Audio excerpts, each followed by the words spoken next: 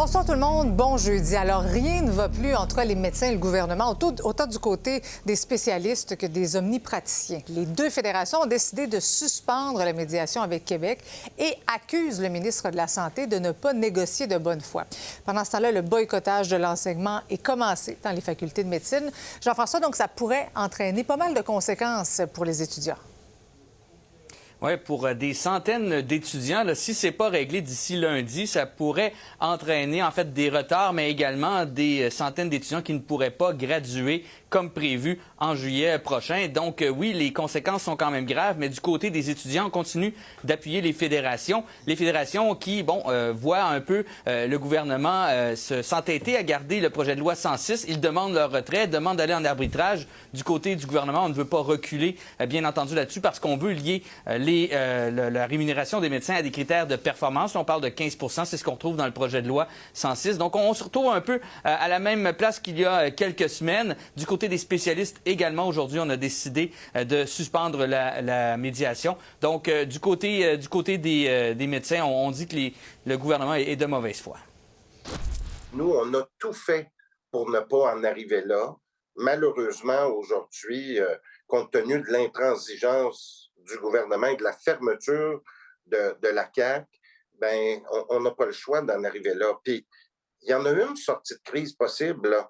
C'est confions ce dossier-là à un arbitre. Les facultés ont annoncé que si tout ne reprenait pas d'ici le 20 octobre, il y aurait la moitié des étudiants au Québec qui ne pourraient pas finir à temps pour commencer leur résidence le 1er juillet. On continue à soutenir les revendications des deux fédérations.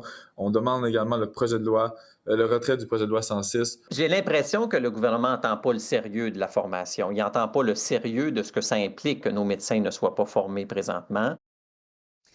Jean-François, il faut parler aussi de la réforme du régime syndical parce que Québec semble décider quand même à aller de l'avant avec les cotisations facultatives.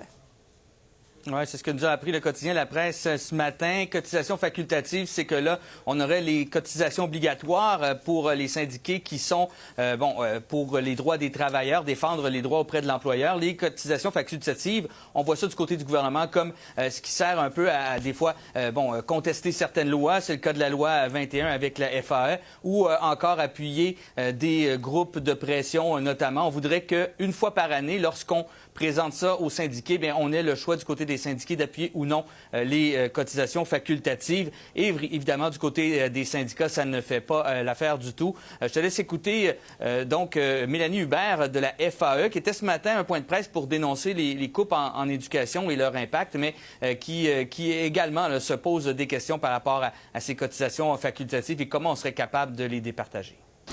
On conteste l'aspect discrimination à l'embauche et discrimination en emploi pour des profs qui n'ont pas les mêmes possibilités d'avancement de carrière que les autres.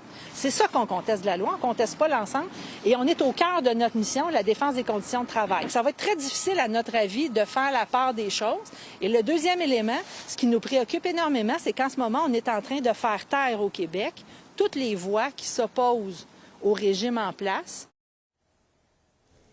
Évidemment, là, du côté des autres syndicats également, on n'est vraiment pas content de ce développement. Du côté de la CSN notamment, on dit que le gouvernement Legault, avec ce projet de loi qui sera déposé, on attaque les droits des travailleurs. Merci Jean-François.